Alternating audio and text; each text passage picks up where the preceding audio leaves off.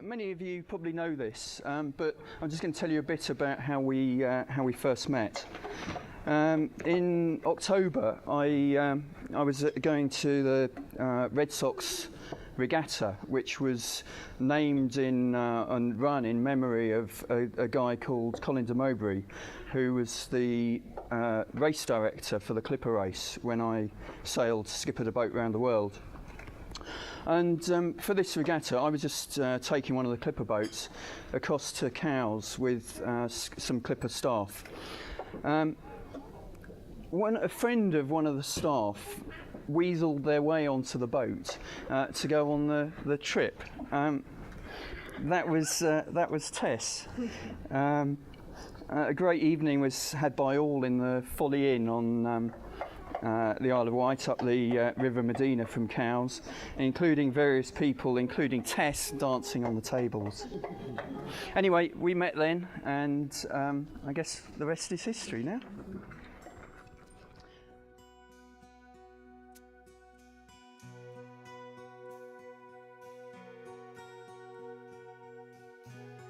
As most of you know, last summer we went travelling, and we covered the world in the space of about 9 weeks. And all the pictures that you've seen, obviously other than the ones from the wedding earlier, all the pictures you've seen are from that trip, which finished in the Galapagos Islands. And we were immensely touched by the blue-footed boobies and their amazing courting dance. Blue-footed boobies have blue feet, and that's provided the theme, or one of the key themes for all the table decorations and so on.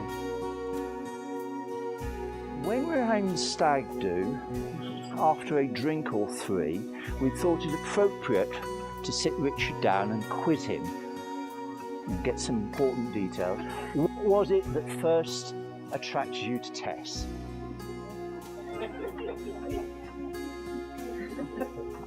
And there's a pause, long pause, long enough for someone to go out and put the kettle on, come back in, and still longer pause. Eventually, after a glass or two more, the best he could come out with was that Tess was the one member of the crew who wasn't sick on the way back across the Solent in a gale. The story's not. I suspect it may also have something to do with Tess having a share in her own boat.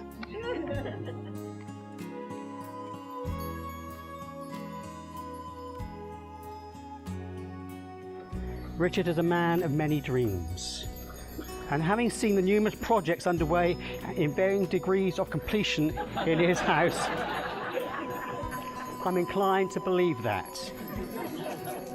And when you see how gorgeous Tess is today, it proves one thing I've come to recognise in Richard. He's clearly a man of vision, sometimes occasionally blurred, sometimes double, but nonetheless a man of vision who had enough vision to captivate our daughter.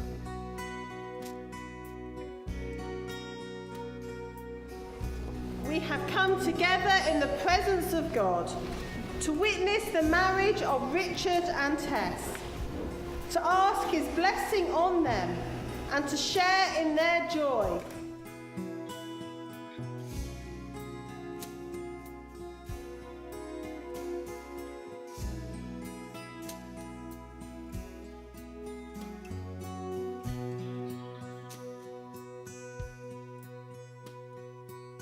Can we have the rings, please? I haven't got the rings. You said... Benji, have you got the rings? Come on, Benji.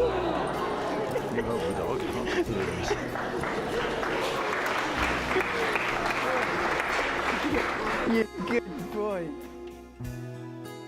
Tess, I give you this ring. As a sign of our marriage. As a sign of our marriage. With my body I honour you. With my body I honour you.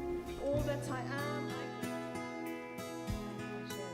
within the love of God, within the love of God, Father, Son and Holy Spirit. Father, Son and Holy Spirit.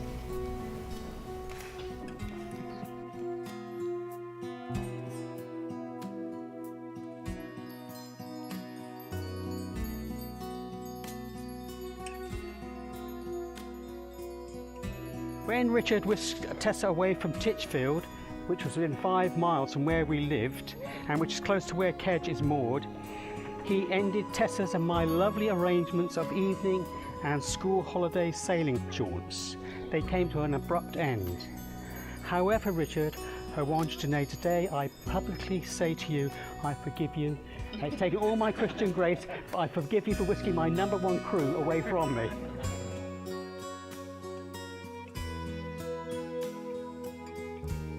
Another enduring memory, and I can't quite remember where we are, but it involves an inflatable boat and some sense of mutiny, Richard having fallen out with the crew over something. So he set off in high dudgeon back to the flagship in the inflatable. And then came the cartoon moment, and I don't know if you've ever seen an inflatable boat start to de-inflate with someone in it. But they tend to sort of fold up quietly like a book around the lone oarsman in the middle. Richard, however, was master of the situation. Sensing there might be a problem with one of the valves, he took it out to inspect it to see what might be wrong with it, and disappeared quietly beneath the waves.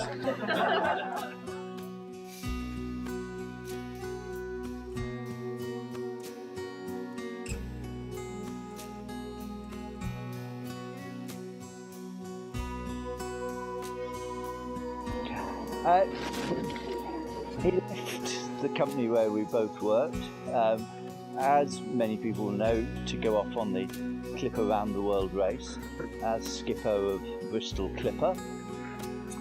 Unfortunately picked at just the last minute and coming second. However, I don't know who people have seen this, he did come away with a small trophy, a small delicate and tasteful trophy which we couldn't resist bringing along this today for you all to see. The trophy was specially bought for Richard to recognise the fact that he was the most popular skipper of the fleet amongst the crews, for which I think he ought to be justly proud.